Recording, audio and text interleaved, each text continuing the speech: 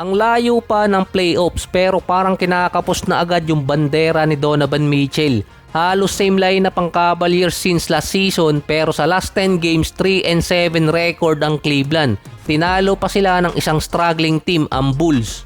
Pamilyar na di umano si Donovan sa nangyayari sa kanya dahil nung nag-number 1 team sila noong 2021 habang nasa Utah Jazz pa, sila din yung best team. Nang sumunod na taon biglang nag-struggle yung Utah Jazz. Umabot naman sila ng playoffs kaso nilaglag ng Mavs. Nang sumunod na taon naman na-trade agad si Donovan papuntang Cleveland. Ang saya pa noon ni Donovan napatalon pa sa swimming pool dahil hindi nagalaw yung core player ng Cavaliers nang matrade.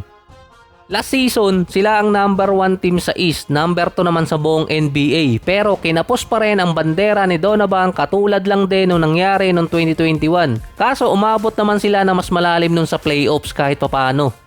Na halos same scenario naman na nangyari ngayon sa Jazz at sa Cleveland. Parehas struggling after nilang mag number 1 sa kanilang conference. Ito pa naman ang best chance ni Donovan at ng Cavaliers. Halos kumpleto pa ang lineup nila tapos yung Indiana at Milwaukee Bucks struggling team din.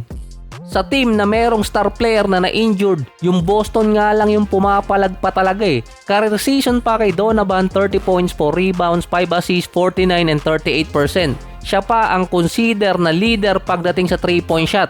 Pinoy pa ata yung writer nung chineko yung article na to dahil parang patungkol sa pagiging kapos ni Donovan ang nakasulat. Dahil parang nauulit nga lang ulit yung nangyari sa kanya sa Jazz. Kapag na-trade siya ulit sa ibang team, ganun din ang mangyayari. Binubo na rin ng mga fans ng Cavaliers itong sina Donovan na sinabi niya kahit naman siya, ibubo rin yung sarili niya. Hindi rin mapaliwanag kung bakit struggling yung Cavaliers. Posible meron silang mga injured na player pero sila pa rin ang number 1 sa East pagdating sa offense, number 6 pagdating sa defense, number 1 team sa East pagdating sa points differential. Yun lang talagang pagiging banderang kapos ang nakikita ko dito kay Donovan Mitchell kung bakit struggling ang Cavaliers. Parang sina Chris Paul, Bradley Beal at James Harden. Mataas naman ang stats pero meron talagang kasamang kamalasan. Sinisi naman ni Kevin Durant si Damian Lillard at si Steph Curry na sumira ng All-Star Game. Parang since 2023, nagpapalit na ng format halos taon-taon yung All-Star Game. Prior pa nung taon ng 2023, nagkaroon pa ng Kobe format. At yung 2023 din ang last year na merong draft format. Sa 2024, ibinalik yung traditional East at West. 2025 naman, mini tournament. Sa 2026, mini tournament din pero merong World versus USA.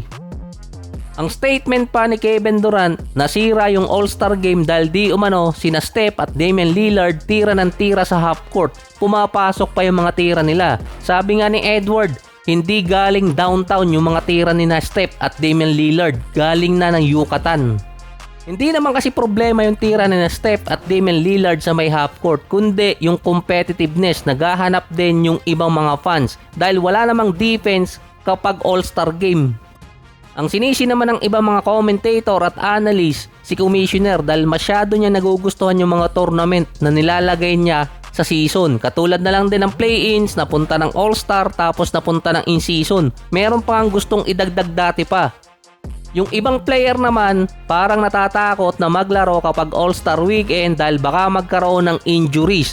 Kasi nga mas malaki na ang kontrata na ibinibigay ngayon at posibleng mawala pa sa kanila yung chances na makakuha ng malaking kontrata after ng season. Sinagot din ni Kevin Durant kung bakit lumipat siya ng Golden State at hindi na pag-champion ng OKC. Dahil di umano sa Thunder halos kumpleto sila ng mga player. Merong offensive at defensive player. Ang problema lang tumapat na nabago yung era. Kahit kumpleto yung rotation nitong OKC, yung mga defender naman nila hindi makascore ng consistent. At yung mga scorer naman nila hindi makadepensa na maayos kumpara sa bagong era na nun na ang mga defender nakakascore ng consistent at yung mga scorer nakakadepensa din na maayos. Kaya nung tumawag ang Golden State sa kanya nung free agency, no-brainer na pumunta siya doon dahil nag-average ba naman ang Warriors ng 114 points per game. Sila yung number 1 team. Sila yung offensive team at defensive team nun sa NBA. Sinabi din ni KD na tinago din sa kanya ng Golden State na pwede pala siyang magkaroon ng Achilles tendon injury nung naglaro siya dati sa finals. Dahil kung nalaman or sinabi kay Kevin Durant na pwede siya magkaroon ng worst case scenario katulad na lang ng Achilles tendon injury, hindi sana siya naglaro nun. Ito yung isa sa pinagsisihan ni Kevin Durant. Mula kasi na magkaroon ng Achilles tendon injury, itong si Kevin Durant, 2 set na ng Big 3 ang ginawa niya. Parang 3 pa ata yun dahil 2 set sa Phoenix Suns. Hanggang second round na lang ang inaabot ni Kevin Durant mula na magkaroon siya ng Achilles tendon injury.